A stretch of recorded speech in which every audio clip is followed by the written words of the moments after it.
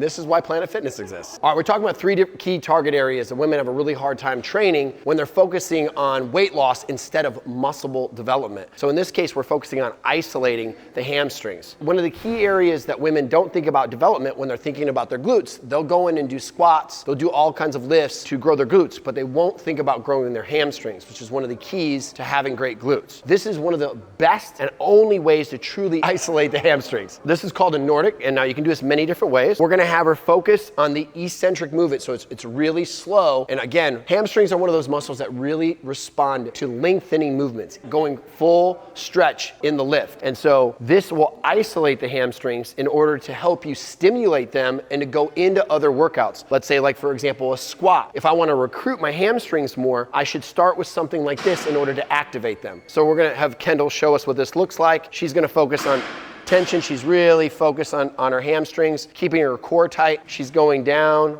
Look at that strength she's showing off right now. And then up, here we go, she's got it.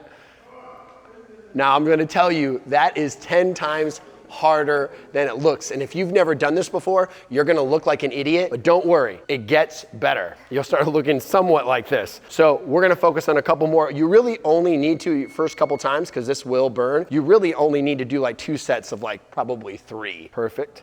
Usually you'll want a spotter, or you'll want to use a band and tie it to the top so you can pull yourself up, or a stick. Or if you're far enough out, you can use your hands. Starting with something like this and then going and getting about another 12 sets between a couple different lifts, focusing on hamstrings and also maybe quads or your glutes will really make those hamstrings pop.